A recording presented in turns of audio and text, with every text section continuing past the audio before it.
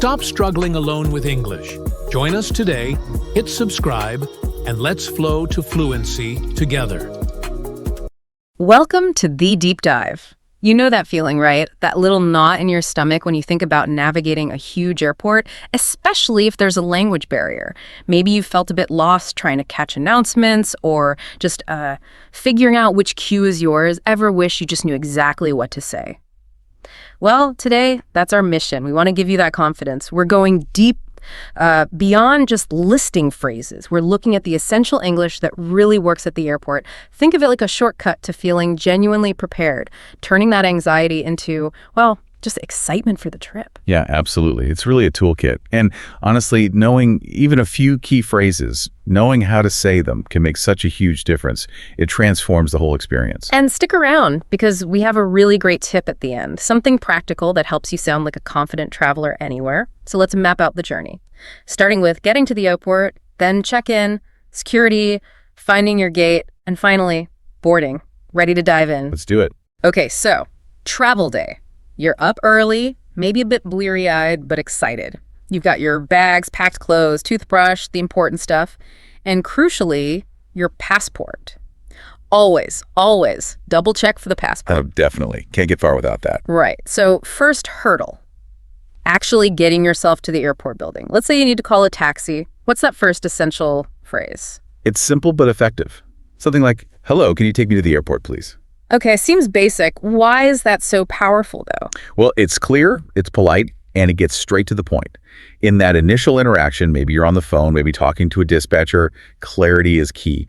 It signals exactly what you need right away. No confusion.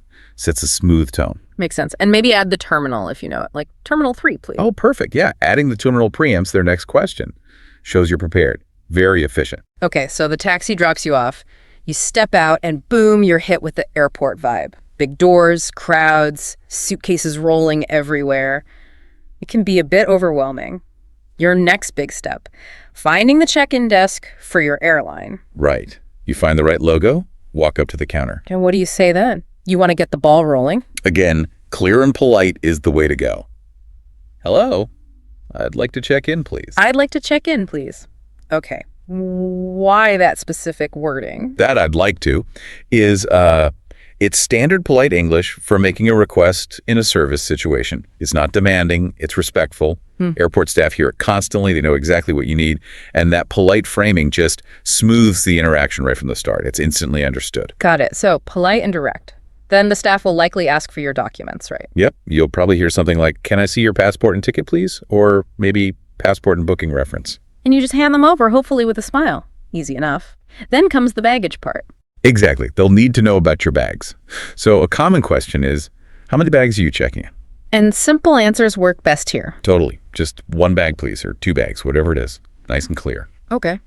What about the bag you keep with you? Good point. They'll often ask, "Do you have any carry-on luggage?" Or maybe any hand baggage. And you'd say, Something like, "Yes, just this backpack," or "Yes, this small suitcase." It helps them confirm, the difference between check bags, the ones that go underneath and carry on, which stays with you. right. Understanding that distinction is key.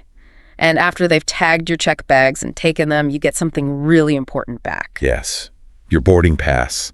Hold on to that tightly. Seriously, don't lose it. It has your flight number, your gate number, your seat, everything you need from this point on. Check it carefully. Absolutely. It's your ticket to the next stage. Which is security, dun dun dun.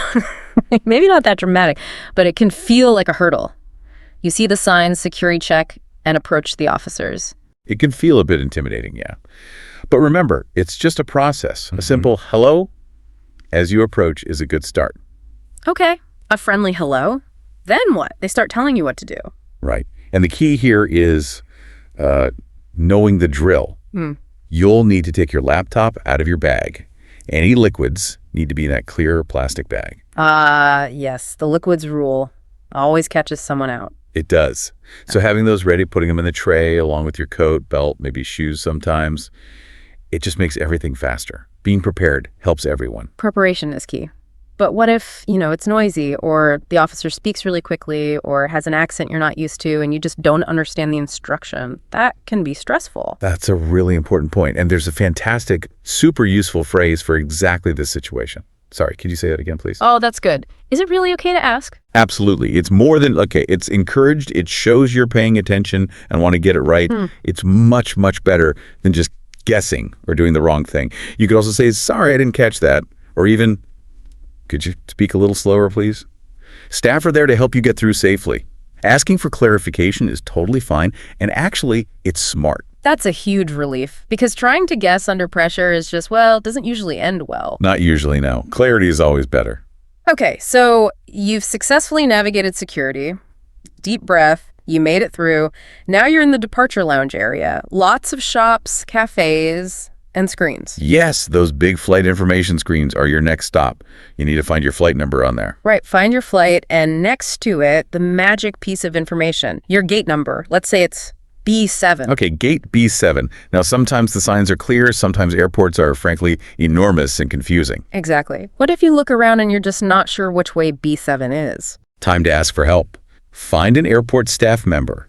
Or, honestly, even another traveler often knows the layout. And the phrase. Keep it simple and polite. Excuse me, where is gate B7? Excuse me, where is gate B7? Nice. Why does that work so well? Excuse me, gets their attention politely. Where is gate B7? Is direct. Gives them the exact info they need, the gate number to help you. And, people who travel are often quite helpful. We've all been slightly lost in an airport before. Asking politely usually gets you a point in the right direction, sometimes literally. That's true, that shared experience. Okay, so you find gate B7, you wait a bit, maybe grab a coffee, and then you hear it, the announcement. A boarding flight, your flight. That's the moment. Yep, your heart does that little flutter. You head to the gate counter, get your boarding pass and passport ready again. One last check by the gate staff. They scan your pass, look at your ID. And then they usually say something nice, right? You almost always have a nice flight or enjoy your flight. And your response, keep it simple again. Definitely. A warm, genuine thank you is perfect. Yeah. It's polite, acknowledges them, and it's just a nice end to your airport interactions. Thank you. Got it. And then you walk down the jet bridge. You did it. You're boarding the plane. It really does. You navigated everything, used the language, and now you're off. Success. Okay, before we wrap up, remember that special tip we promised, something beyond just the phrases for feeling truly confident and prepared. Yes, this is a really practical one, something I always do. Let's hear it. All right, the tip is this.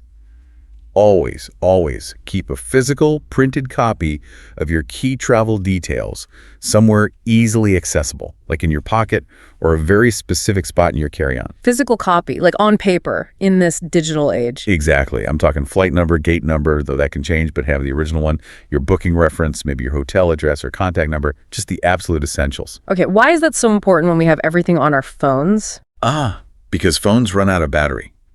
And trust me, the last thing you want is to be in a huge, unfamiliar airport, needing directions or needing to show proof of your flight, and your phone is dead. Oh, wow, yeah. That would be panic-inducing. Totally.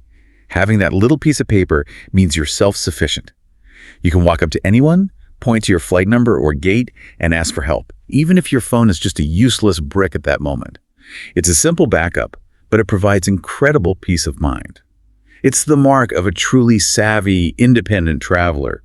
It's about resilience, not just tech reliance. That is genuinely brilliant advice. So simple, but could absolutely save the day. I'm definitely doing that next time. Well, that brings us towards the end of this deep dive. You've hopefully picked up not just phrases, but a real sense of how to navigate the airport environment with confidence. Absolutely. We've covered a lot, from that first taxi call to finding your gate and understanding why certain phrases work better than others. It's all about clear, polite communication. And remember that feeling prepared really does reduce stress and lets you actually enjoy the start of your trip. It really does. And like any skill, building this kind of confidence, especially with language in a real-world situation, it happens bit by bit, step by step. So true. Every successful interaction builds on the last. So here's a final thought to leave you with. Think about how these simple tools, these phrases like, I'd like to check in, or where is gate B7, aren't just transactional. They aren't just about getting something done. Each time you use one successfully, you're actually unlocking more than just the next step in the airport. You're unlocking a bit more independence, a bit more freedom, a stronger sense of your own capability to navigate the world. How does using this knowledge, piece by piece, actually change how you feel about travel and your ability to explore? It's not just about the words, it's about the confidence and adventure they open up. Something to think about. The experience and the feeling